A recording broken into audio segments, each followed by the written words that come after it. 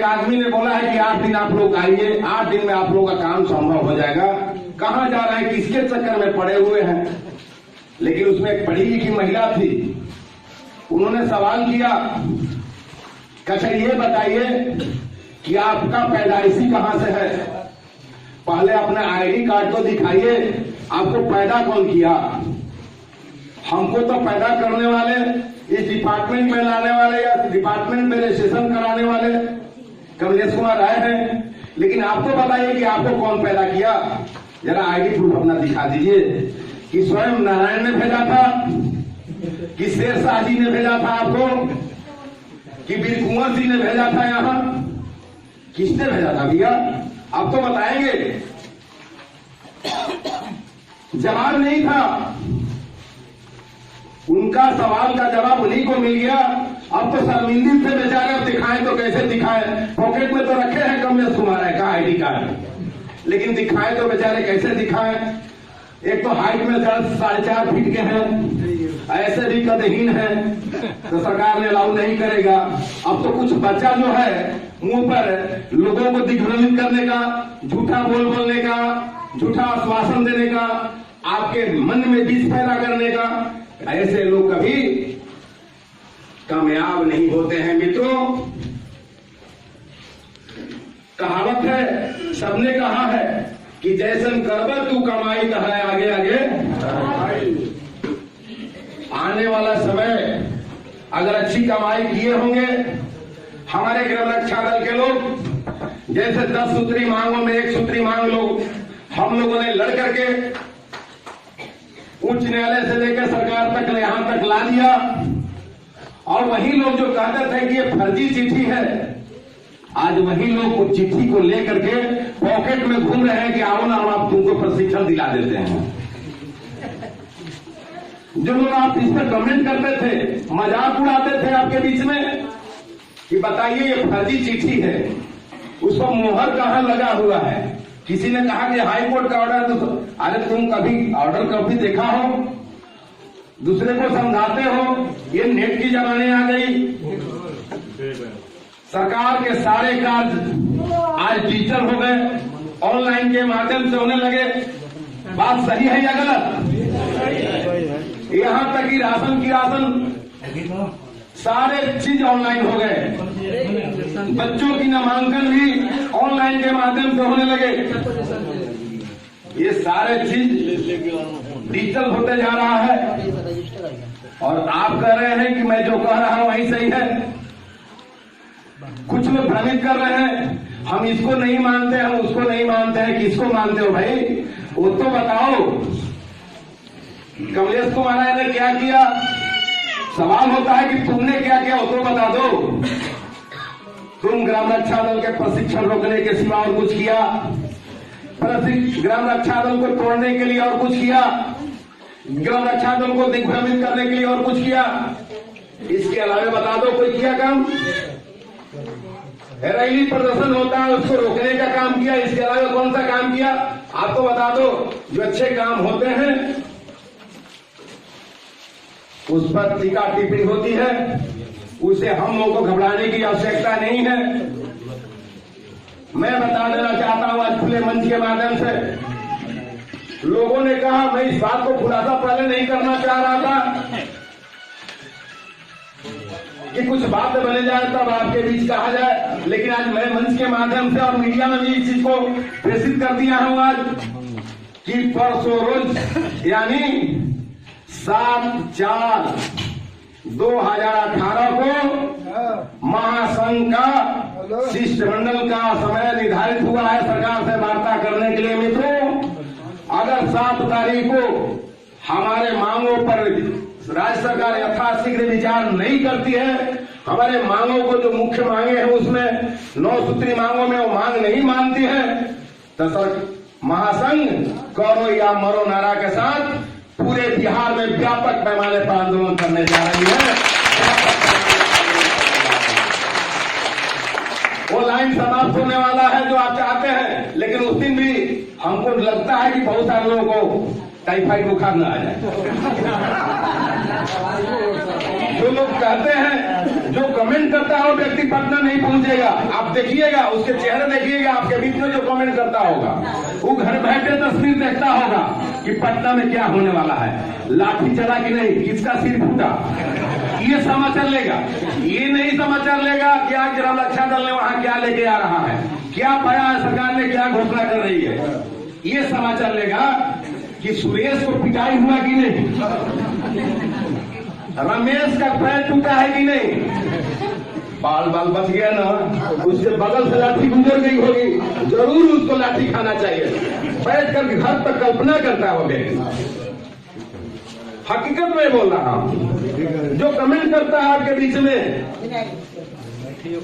उसको कहीं आने ना जाने, बस सिर्फ इस रिश्ता है कि हमको किसी तरह तो सरोपण करना है, ये करना है, वो करना है। मित्रों, 7 तारीख का अभी सुबह में बातें हुई है। माननीय सांसद सह प्रदेश अध्यक्ष भाजपा आदरणीय श्री नित्यानंद राय जी अभी दिल्ली में हैं, पार्टी के वहां बैठक चल रही है। शाम तक वो पटना में आ जाएंगे।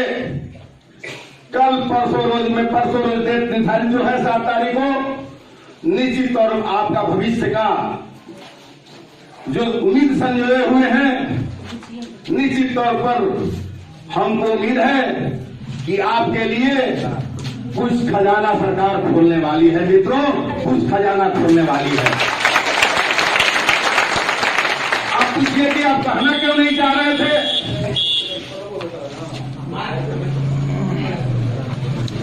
कुछ राक्षस प्रवृत्ति के लोग हैं, खुल गया था। आप जानते हैं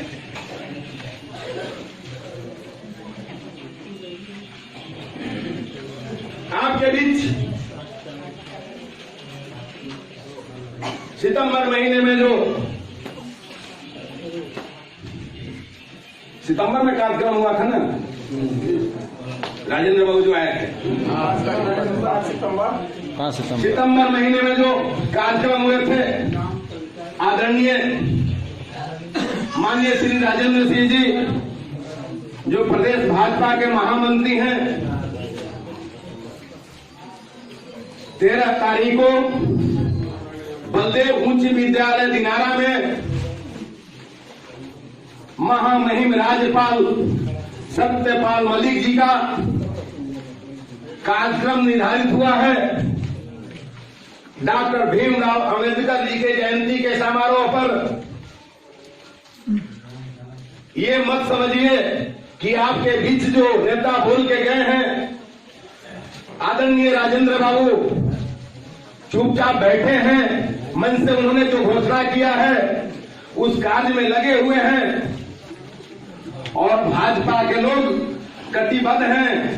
मैं सभी लोगों को सीढ़ी दे दिया हूं जो वो लोग घोषणा किए थे कि आपने ये शब्द बोला था ग्राम रक्षा दल के लिए कि हमारी 4 दिन की अगर सरकार बनेगी तो पहला काम मेरा ग्राम रक्षा दल का होगा। तो वो समय आ गया है, अब जरा भी देर मत कीजिए, अन्यथा जब ग्राम रक्षा दल आंधी नहीं जब तूफान का रूप ले लेगा तो जिस तरह से सरकार आई है उसी तरह से सरकार चली भी जाएगी। इसको कम मत आकिए। ग्राम रक्षा दल एक छोटा मोटा संगठन नहीं है। ग्राम रक्षा दल एक समुद्र की तरह, विशाल काय की तरह बहुत बड़ा समुद्र है, बहुत बड़ा संगठन है। ग्राम रक्षा दल जो निर्णय लेगा वाकई में सरकार पर बहुत बड़ा असर पड़ने वाला है। लेकिन मित्रों, सारी बातों से अवगत करा दिए हम लोग। वार्ता में सारी बात होगी, जो हमारी मांग रखी गई है उस सारी बिंदुओं पर विषयवार चर्चा होगी। आदरणीय नंद किशोर यादव जी जो बिहार के पथ निर्माण मंत्री हैं, उन्होंने आश्वासन दिया था। आदरणीय माननीय श्री मंगल पांडे जी जो बिहार के स्वास्थ्य मंत्री हैं, उन्होंने भी आपके बीच, ये गलत बात नहीं बोल रहा हूं, आपके बीच आए थे। उन्होंने बोला था उसका सारा सीडी है, लाल बाबू सिंह जो भाजपा के प्रदेश उपाध्यक्ष थे, उस समय मंगल पांडे जी प्रदेश अध्यक्ष थे, अभी प्रदेश भाजपा के अध्यक्ष नित्यानंद राय जी हैं जो वैशाली से सांसद हैं और भाजपा के प्रदेश अध्यक्ष हैं। आदरणीय नीतीश कुमार जी के हमारे विभाग के जदयू के नेता और पंचायती राज मंत्री श्री कपिल देव कामत जी, सारे लोगों के पास आपके मैटर उपलब्ध करा दिए गए हैं। आपका आवेदन वहां तक पहुंचा दिया गया है। सभी बिंदुओं पर चर्चा हो रही है। 19 और 20, 19 में लोकसभा चुनाव है और 20 में विधानसभा का चुनाव है। मित्रों, उस समय वही ना कहावत चरितार्थ हो जाए कि शिकारी आएगा, दाना डालेगा, लोग से उसमें फंसना, लेकिन शिकारी आया और दाना डाला और लोग से फंस गए। उस समय दादा नाना नानी का रिश्ता कुछ नहीं, हमारा एक ही रिश्ता है, ग्राम रक्षा दल का रिश्ता। हम एक ही जाति है, ग्राम रक्षा दल जाति। चाहे किसी वर्ग, किसी समुदाय के लोग हो, हमारी मांग को जब तक नहीं मानते हैं तब तक ग्राम रक्षा दल का आंदोलन ठंडा होने वाला नहीं है। मित्रों, ठंडा होने वाला नहीं। और हमारे मित्र मंच के माध्यम से कह रहे थे कि हम लोग बैठ रहे हैं, इतनी भीषण गर्मी पड़ रही है, तो अगले मीटिंग में आपको पंखा जरूर मिलेगा। इस मंच के माध्यम से कहता हूं, इसमें पंखा चलेंगे। और जो मुझसे होने वाला है, आप आ रहे होंगे, पहले यहां तक आने के लिए सुगम रास्ते नहीं थे, पगडंडी रास्ते थे। जब हम लोग सिरसा रोजा पार्क में या कलेक्ट्रेट कैंपस में जब हम लोग बैठक करते थे, मैंने कहा कि एक प्लेटफॉर्म आपको मिलेगा। उस समय हम लोग रजिस्टर्ड भी नहीं थे, गवर्नमेंट ने हम लोग को निबंधित नहीं किया था, रजिस्ट्रेशन नहीं दिया था, लेकिन समय रहते सब कुछ दिन प्रतिदिन बैठने के लिए आपके जगह मिल गए। वहां प्रतिबंध लग गया कलेक्ट्रेट में कलेक्टर साहब का कि यहाँ कोई मीटिंग सभा अंदर में नहीं होगा।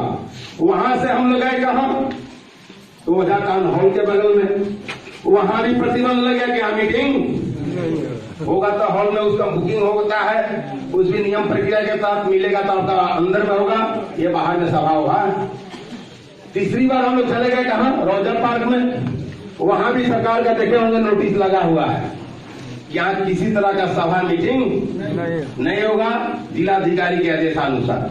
तो सारे चीज तो ब्लॉक हो गए। लेकिन मैं उस बैठक में मैं बोला था, जो हमारे मित्र हैं सुनते होंगे, हमारे ये रविंद्र तिवारी जी थे उस समय साथ में, हमने कहा कि आपको बैठने के लिए अपना भवन होगा, आपको बोलने के लिए आपका एक निबंधन होगा और सरकार आपके बात को मानने के लिए मजबूर होगी।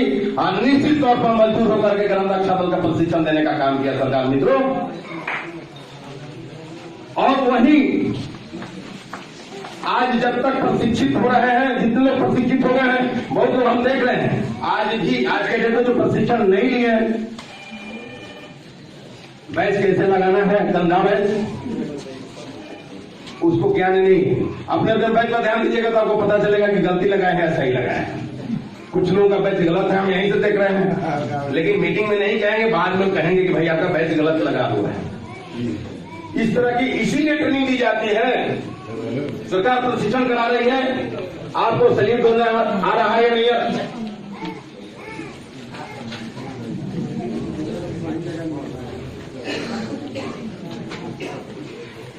प्रशिक्षण का मतलब यही होता है, सारी चीज सिखाई जाती है। बड़े अधिकारियों को कैसे अभिवादन करेंगे, वर्दी पहने हुए हैं तो पैर नहीं छूना है, वर्दी का एक सम्मान होता है। आप जय हिंद से स्वागत कीजिए, फुट पटक के स्वागत कीजिए।